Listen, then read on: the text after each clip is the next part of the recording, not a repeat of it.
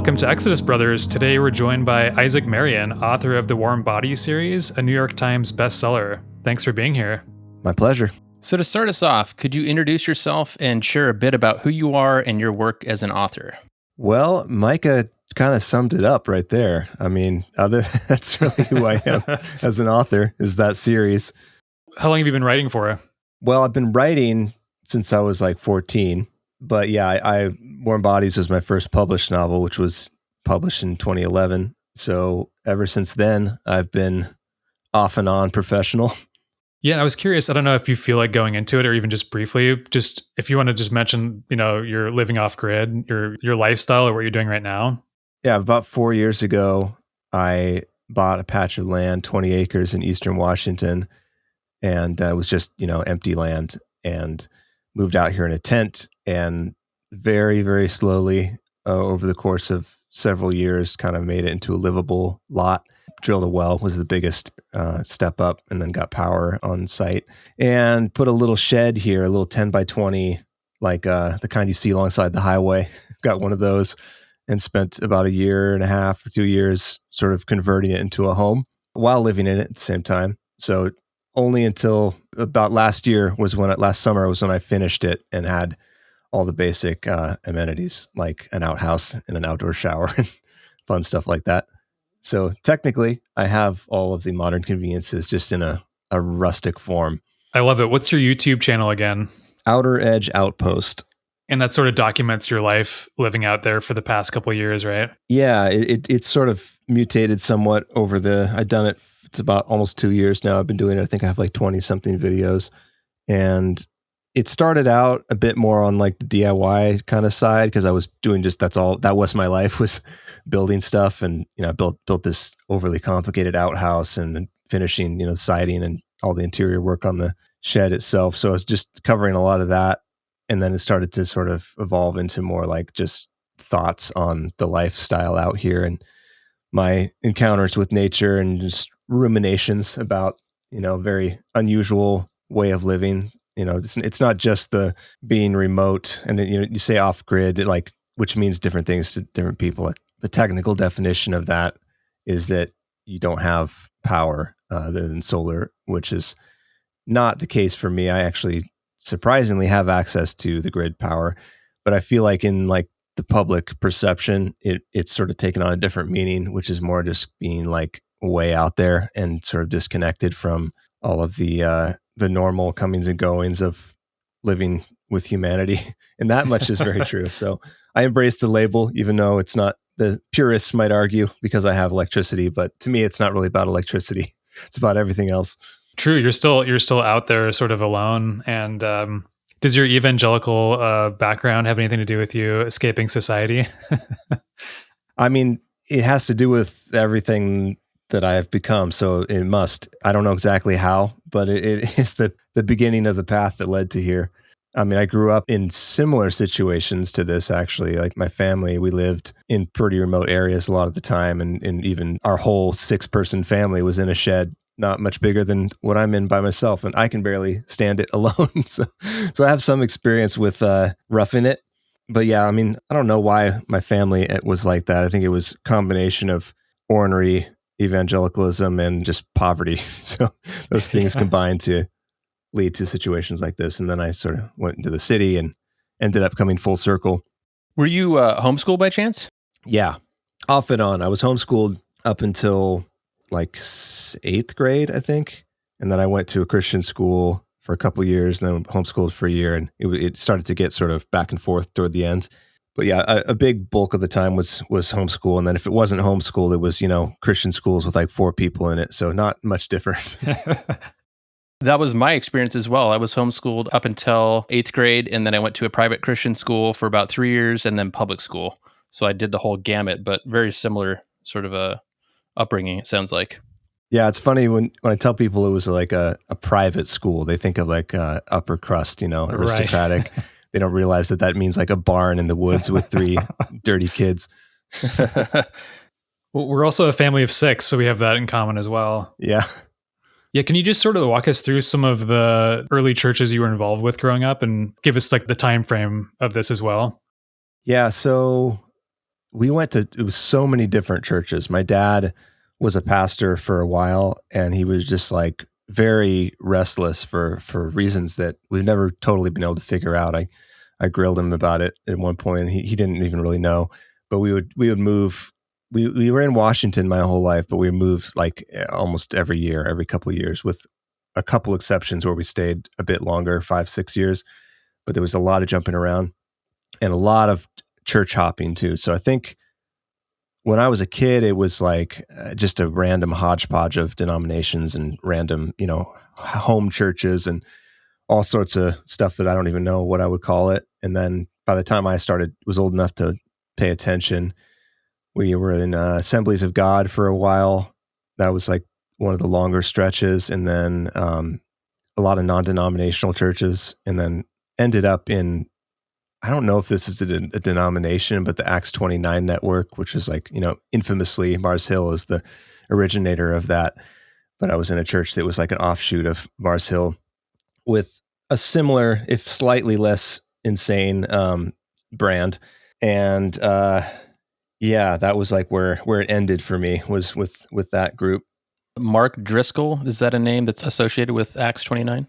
Yeah, him and my brother-in-law kind of almost co-founded the network, but Mark went on to become a megachurch superstar, and my brother-in-law didn't follow that path. It was a smaller church. But yeah, Mark Driscoll is like a infamous figure in the Seattle area, or maybe beyond, because that church was a real shit show, and eventually ended with him being kicked out of it for being just a total asshole. So then he went on to found another church somewhere like in the deep rural part of America somewhere. And who knows what's going on with him. I actually randomly was driving out on some remote highway in Eastern Washington here and listening to AM radio out in like the canyons where you can't pick anything else up, and heard his voice on there. Just the classic, unhinged prophet ranting about something. It felt very fitting that he was on AM radio, just that like crazed desert prophet vibe. Yeah, can you go into some of what like the practices or restrictions in Assemblies of God? Do you remember any of that? Assemblies of God was pretty standard as far as I recall. It was just like kind of like generic, basic American Christianity. Actually, I guess it did have the charismatic stuff, I think, was part of those churches. So speaking in tongues and all the full-on mass hysteria kind of rituals were part of that, which was, looking back on that is really strange to realize what was going on, how normal it seemed at the time. Like being slain in the spirit, holy laughter, all these like different names that they had for psychosis behavior. Yeah. Could you, for people that don't know what those mean, could you describe those, like slain in the spirit? So speaking in tongues is probably the one it's most well known, where it's just people speak gibberish and it's supposedly the Holy Spirit speaking through you. Should I buy a Honda or a Kia? Yeah. And it's always those exact words too. I guess you could argue, well, maybe that means it's real because it's consistent, but I think it's just like a meme, basically. Somebody heard somebody saying those words and they pick it up. But my dad had a few key phrases that he would say every time, and everyone kind of had their little signature. But yeah, that one was always odd. Like the way that it was presented to me back then was a mark of accomplishment if you were able to do that, because it meant like the Holy Spirit had entered you, and I could never do it. And I always felt like something was wrong with me, because like everyone around me would be doing it, and I'm just like waiting, like I'm open, bring it, and it just wouldn't happen. And it's the same with the other rituals, like being slain in the spirit is where somebody touches your forehead and you fall over dead.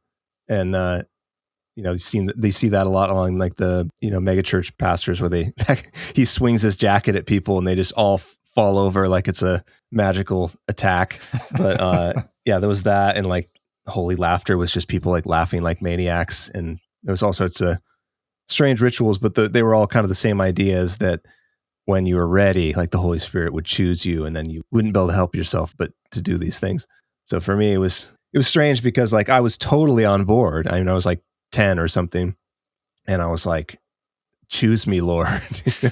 And it just wouldn't happen. And the only thing I can figure out is that like I just took it more seriously than most people did. I was like waiting for something to actually happen, whereas everyone else was just like doing it because they were supposed to.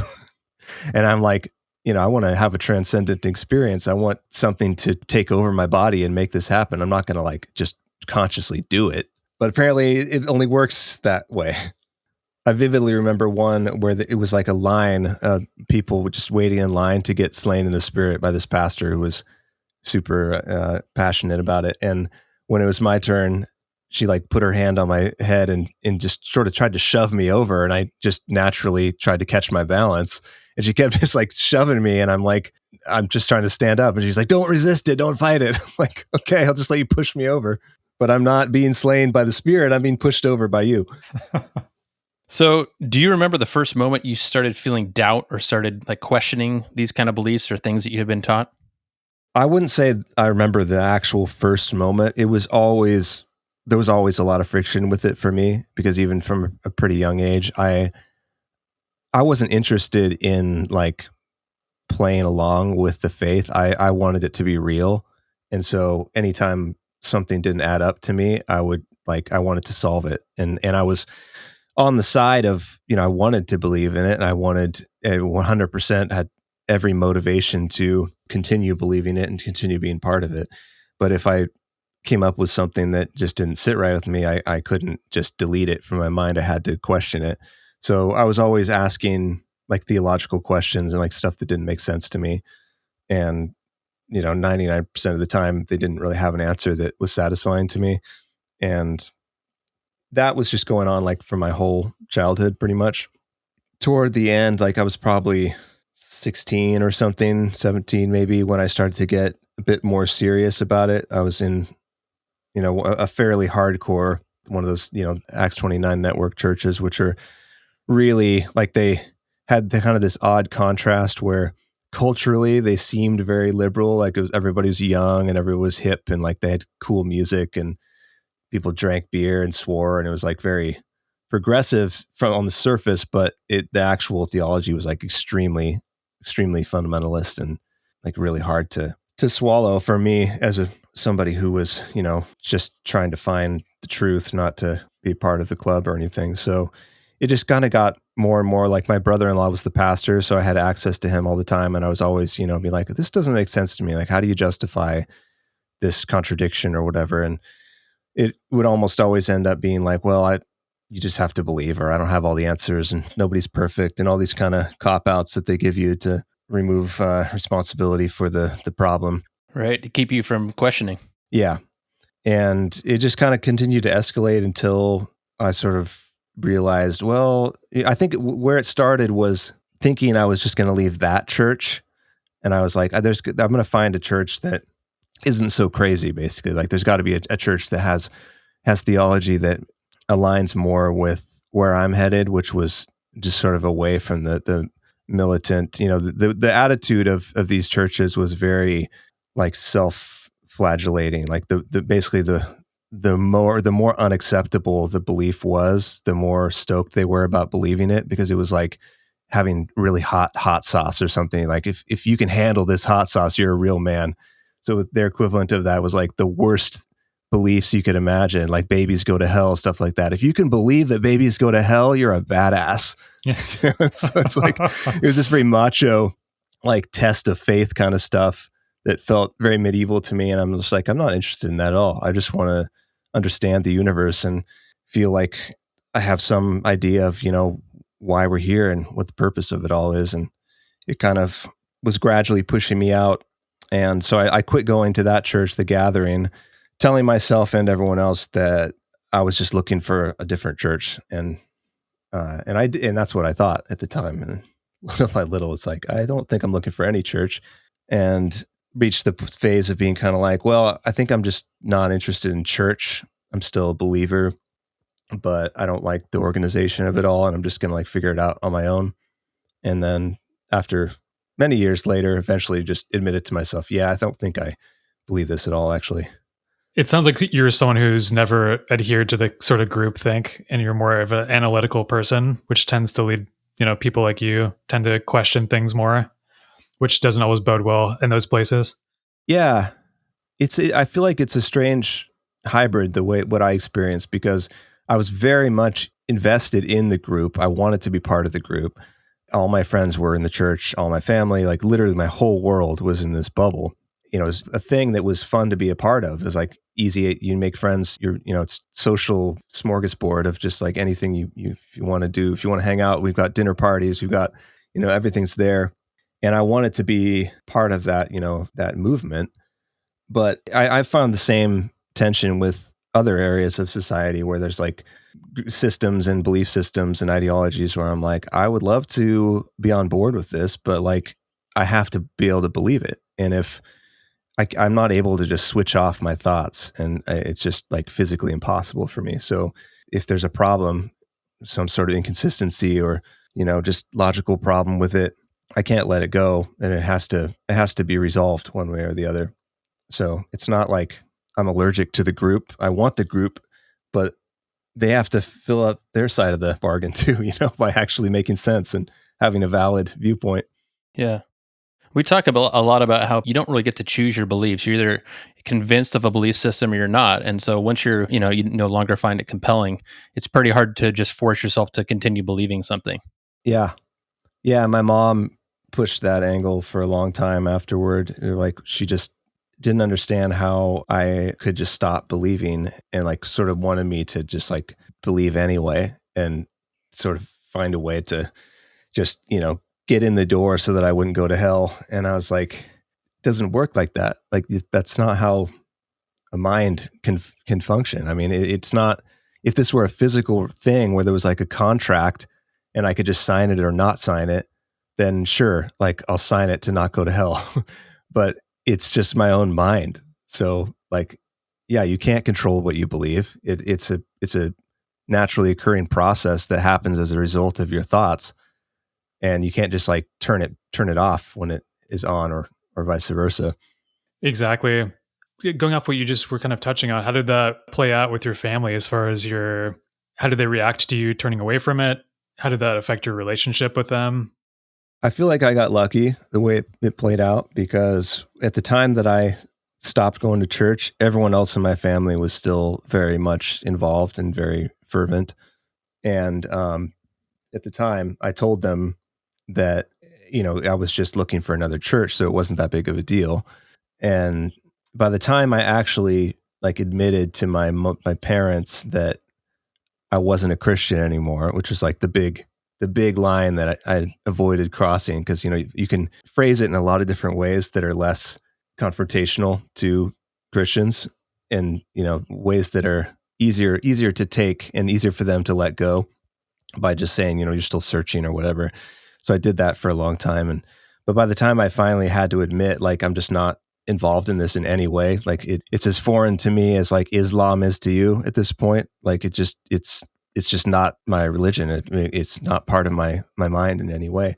And by the time I hit that point, they had all chilled out a lot. Like all my siblings had pretty much renounced it. And my parents they still considered themselves Christians, but they were like very understanding of it, because they were like barely in it still. They stopped going to church too, even though they still said that they believed. So it wasn't that hard, really. Like once in a while, my mom would kind of revert to the old mindset, and she would be like, what are you going to do when Jesus appears in the clouds? Then will you believe? And would sort of surprise me with these random questions like that. But most of the time she just accepted it, I guess. Same with my dad. Like he never really left it, but he just kind of like lost the evangelicalism of it. Like he stopped trying to preach it and just sort of quietly followed along, but he didn't seem to care that much if other people were doing it, which was great, because if they hadn't changed, if they were the same as they were at the time that I left, it would have been a very difficult relationship, because we grew up, in a very black and white version of it, where it's just like, if you don't say these words every morning, you are going to literally burn in hell for eternity. And if you literally believe these things, it's a pretty horrific thought. Like you can't just be like, okay, well, you believe what you want to believe if you think that person is going to be roasted on a spit for thousands of years. You have to chase them down and corner them and be like, no, you have to believe. I got to save you. Eternal punishment for finite crimes. Yeah. My position's always been that, if there is a God and the God is all knowing, then that God would know what it would take to convince me. And so until that God convinces me, I am going to reserve belief. Yeah. I mean, there's so many logical paradoxes in all of that because it's the whole thing of like God is in control of everything, he knows everything, and yet somehow we can still do things he doesn't want to do, doesn't want to happen. Like it never really adds up as far as like how he can have written all of this, and yet we still have to choose. It's like, which is it? Do you feel like any of the, like, especially the Acts 29 network, do you feel like, would you call them or refer to them as a cult, or like the organizations you grew up in, would you refer to them as cultic, or how would you define them?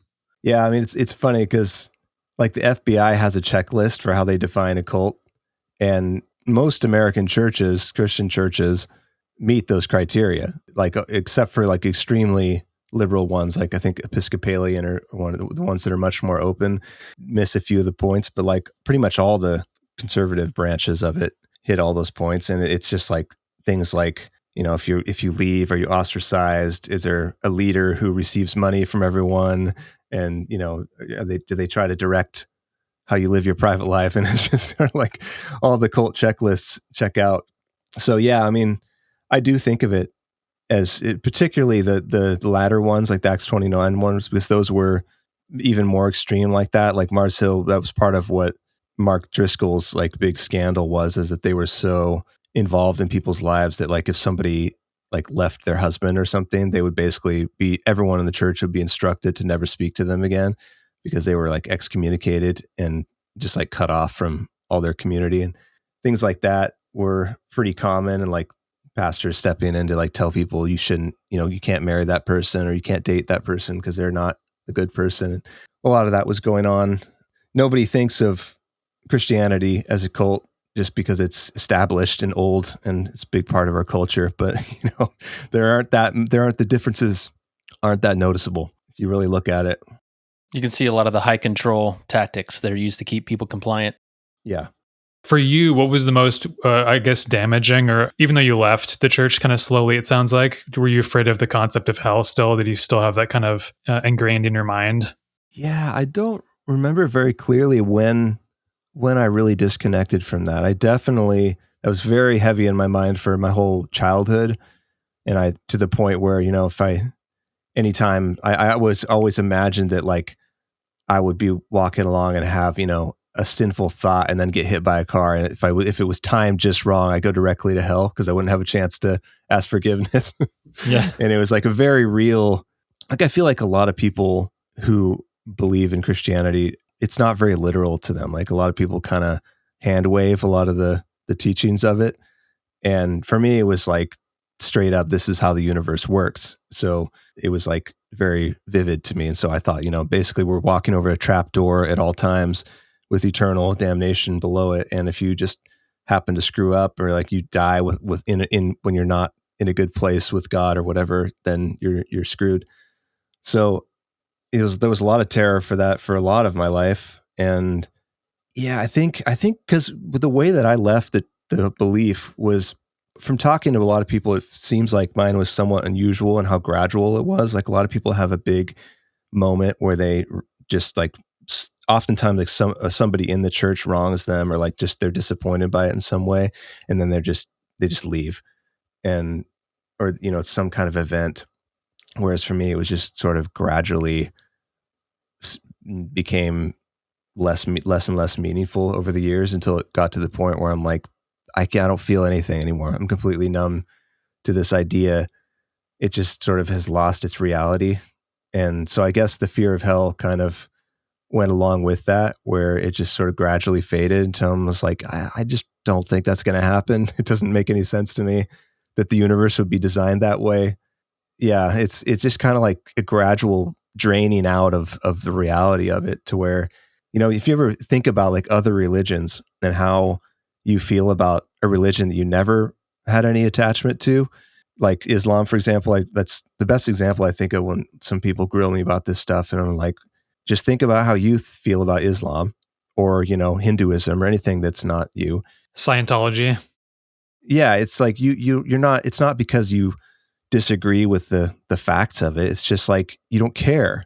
because it's not meaningful to you. It's not, it doesn't put any charge in your mind. So that's how it ended up for me with Christianity. It's just sort of the charge, electrical charge of feeling it just kind of bled out over the years until I was just like, you know what, this now feels pretty similar to like Norse mythology or something. It just isn't real to me. When I was in it, it felt very much like the question was, which one is true based on like the facts of the theology. And people would say, you know, this one is bad because it promotes this or that. And it's just, or like the archaeological record doesn't support it, or all this, you know, very tangible kind of stuff.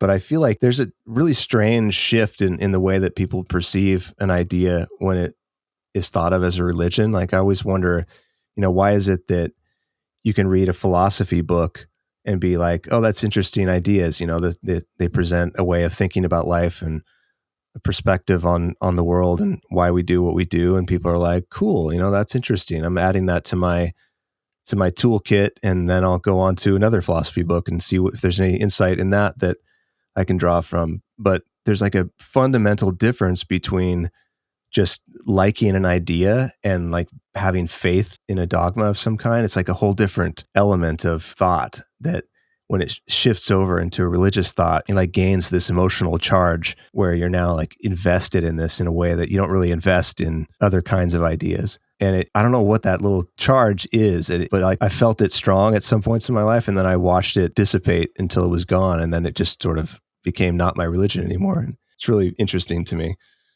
I think a lot of people too, when you're raised with something like that from a young age, and it's sort of you've been indoctrinated, you begin to see those beliefs as ingrained with your personality.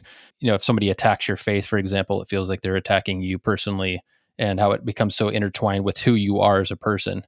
And then once you get rid of that, it's almost like you sometimes you find people that feel like they don't even know who they are anymore, and they have to like rediscover themselves. Yeah, I definitely went through that phase. It was when I moved to Seattle. It was kind of like the final step, like official disconnection from that era.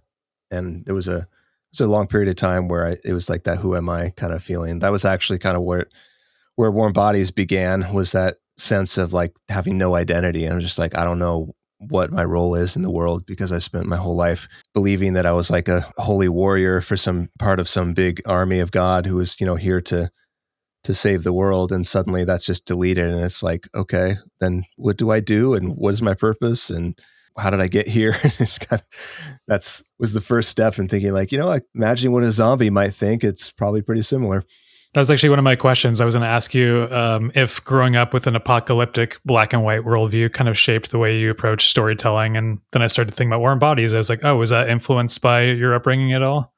Yeah, I mean, the first book was more in just what inspired the feeling of it, like the sense of disconnection. And there's actually, you know, a fair amount of religiously flavored lines and moments in that book where, you know, the zombie main character is kind of like just questioning the insanity of the whole world that he finds himself in. And like the absence of God in it all is sort of present in that first one. But then in the second book and beyond, it gets more explicit into that, where he actually, you know, remembers his past life, which was part of like a fundamentalist religious group that was very, very similar to the ones that I grew up in. And fundamentally, like, I feel like the thing that was kind of the final straw for me was this realization that the Christian theology and the Christian cosmology of like how everything works and why we're here and what's going to happen next, it struck me as just deeply hopeless and kind of apocalyptic in its own way, because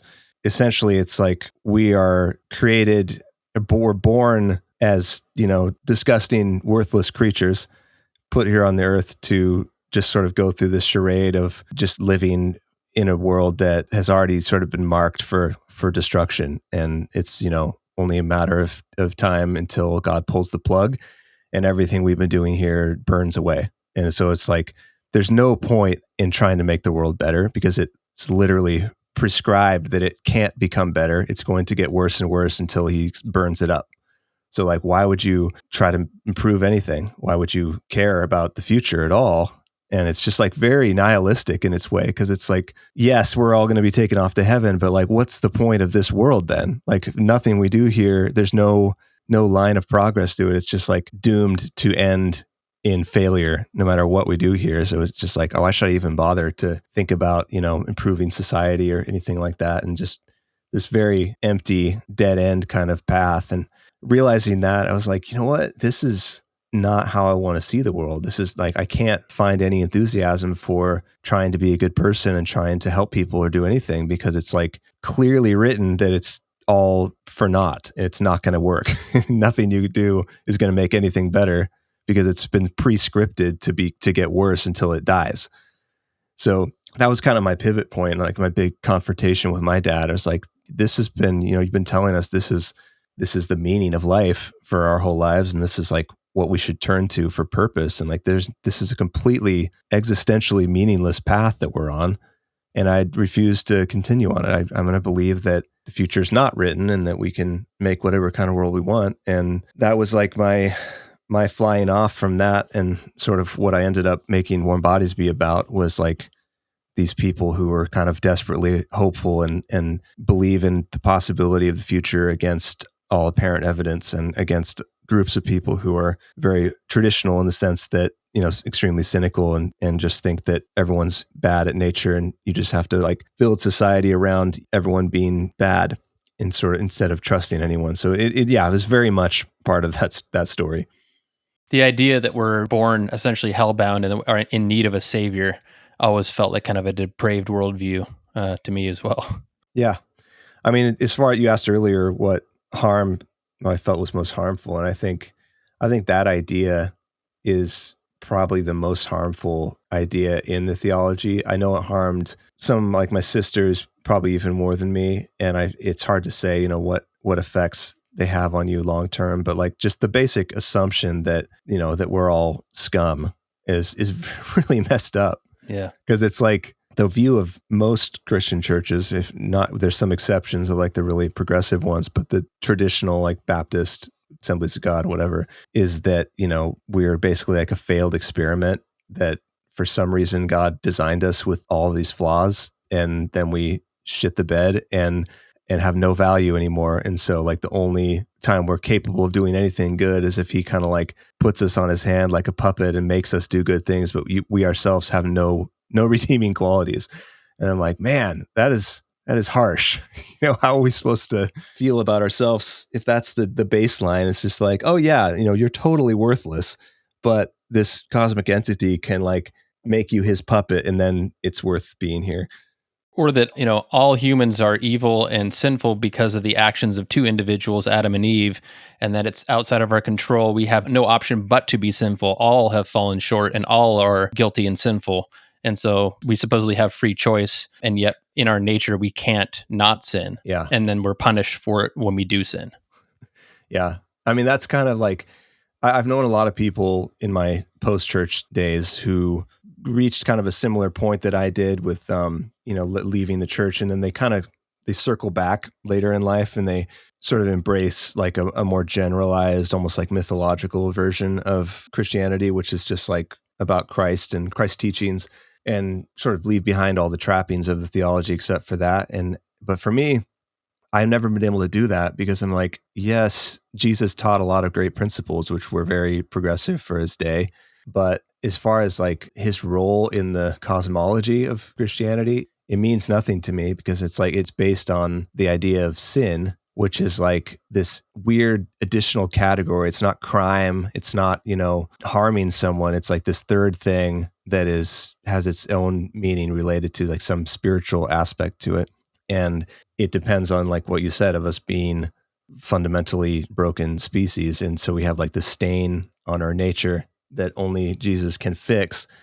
And I can't find any value in that anymore, because I'm like, everything we are is designed by him. So I'm not taking responsibility for this. I mean, like on an individual level, yeah, my actions, but on like a cosmic level, no. If he created everything and set all the parameters for how we function, then just by natural logic, all responsibility flows back to him as the original point. Yes. In any sort of belief system where there is no outside force, and it's not like a duality kind of thing between good and evil, it's just like literally everything started with God, then all responsibility has to start with him. There can't be anything else, because it's like you just draw a diagram. It's a V starting with God at the point. Everything, good and bad, extends from that. So how can you say that we did something he didn't want to happen, and so we're in the wrong? It was all is his design. I mean, he programmed the game. He wrote the code. The character in the game does something bad. They didn't do it. He programmed it. At the end of the day, if everybody sins and all it takes is asking for forgiveness to have those sins wiped away, then really it's not about morality at that point. It's really about whether or not you just simply believe that Jesus was God. And so all of Christianity really just hinges on whether or not you believe something. And if you don't believe it, then you're going to go to hell. If you sin, you can still ask for forgiveness. So it's really not about morality. It's about belief. Yeah, it's strange that way. I remember always asking, like, there's this obvious question. It's like, so is it that technical? You just like say, Jesus, forgive me, and everything is absolved? Like, how many times can you do that? Like, is there any point in trying to be a good person and you just get this instant button to push? Yeah, I was curious. So now, I guess, what do you believe now? I know there's a lot of people don't always like a label being put on them, but would you consider yourself agnostic, atheist, or how would you describe where you stand now?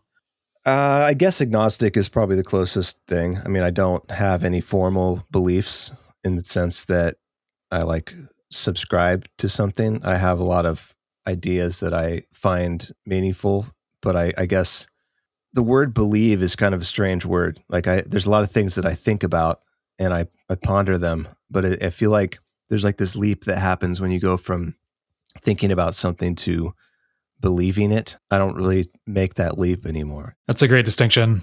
Everything that I think is open to change, and it's mingled with a lot of other ideas, and you just don't know. So like, why would I have even on like a cosmic spiritual level, I have various ideas that I like to imagine, like things like some sort of archive that all our experiences pool into. Like the Akashic records is sort of a mystical description of this idea that everything we're experiencing is sort of like adding to this great pool that is accessible by future generations, and sort of like overall gradually improves the experience of consciousness by feeding into that communal pool of experience.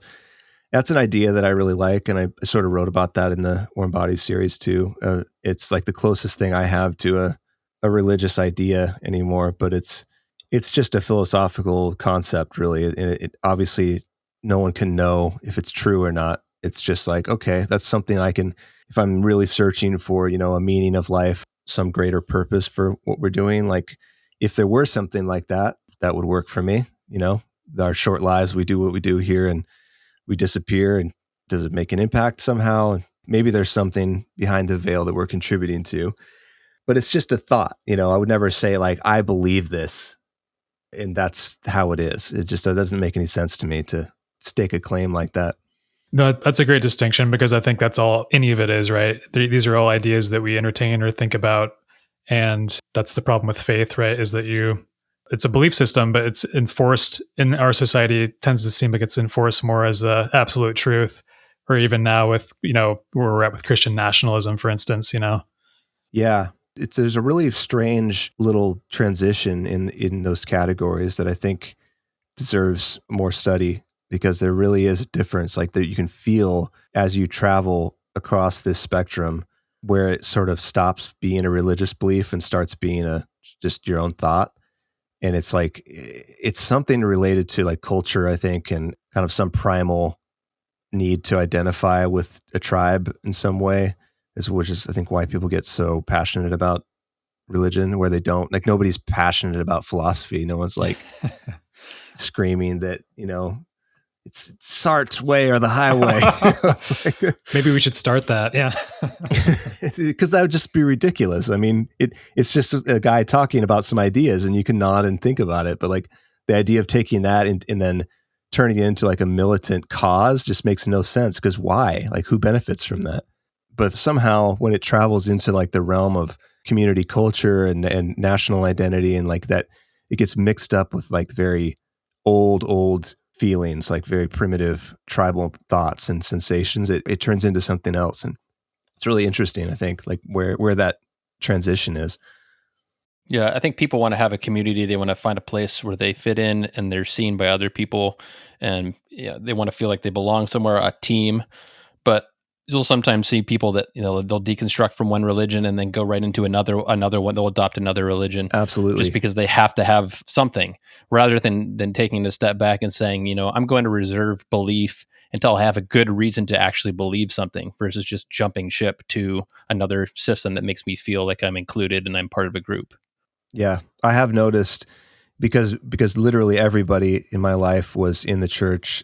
So now I've watched a lot of people leave the church and observed their path, and it's pretty amazing how often it ends up like that. Like people will have their issue with Christianity and then they leave, but you can tell like the mentality isn't gone. Like they'll desperately search around for the next version of that, and oftentimes it's not even like a traditional religion, but they'll latch on to some group and some belief system that is equally irrational, equally unreasonable and overly aggressive, and they'll find the next one to jump into. And sometimes it's like even health and fitness or just like something to be fanatical about. They'll find it somewhere.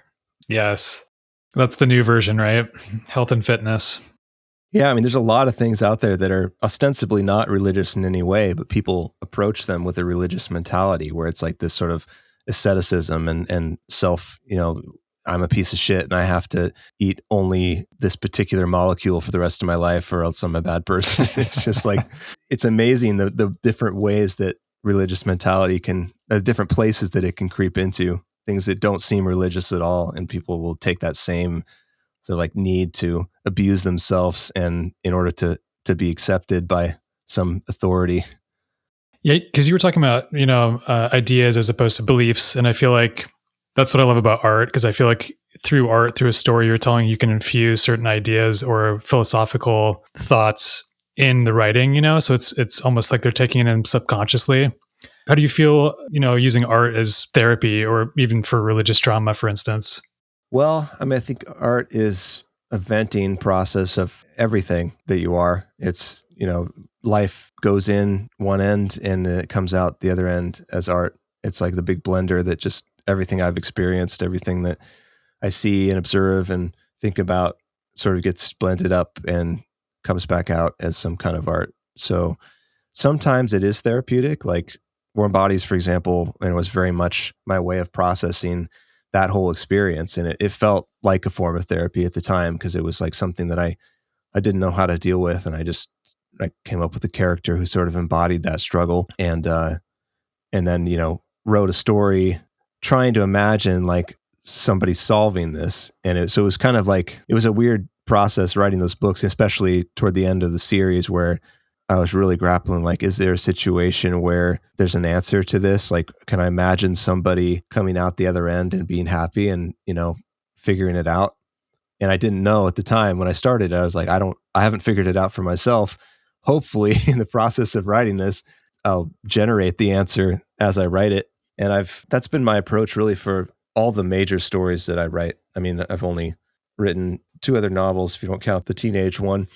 One of them, the first one, is also from my youth, but the one that I have finished recently is another case of that, where it's like something that I'm dealing with in my life of a difficult, challenging thought and like grappling with a situation in life that I don't know how to solve, and wrote a book hoping that I would find some kind of answer in that process.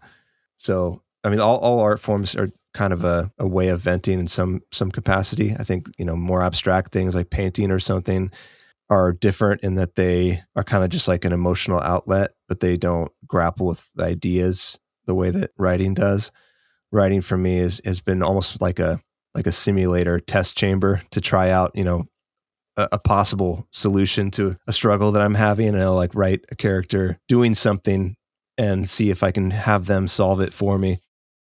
Yes, it's fascinating because it's not, right, you're almost like taking yourself out of your own mind and in an empathetic way, I suppose, sort of implanting it in another character that could maybe take that and run with it in a different direction you hadn't thought of. Yeah. And it's the disconnect is important because I wouldn't presume to answer these big life problems through a fictional scenario directly. It's more like, I think of like the character as kind of almost like watching a friend go through something similar in life, and you sort of learn lessons from the way that they handle it, what to do, what not to do. Living vicariously. Yeah. And I have those in real life too. There are people who go through similar things, and I observe the things they try and see how it works out. And I'm like, okay, noted. But yeah, if you can create your own, then it's you get a much better test when you can, set the parameters yourself. Yeah. Well, thank you so much for being here and for sharing your story with us. These kinds of conversations matter, and they help break the silence and remind people that they're not alone in their doubts, questions, or experiences. We know many people will relate to your story and feel a little more understood and a little less alone because of it. So thanks for listening. Until next time, keep questioning.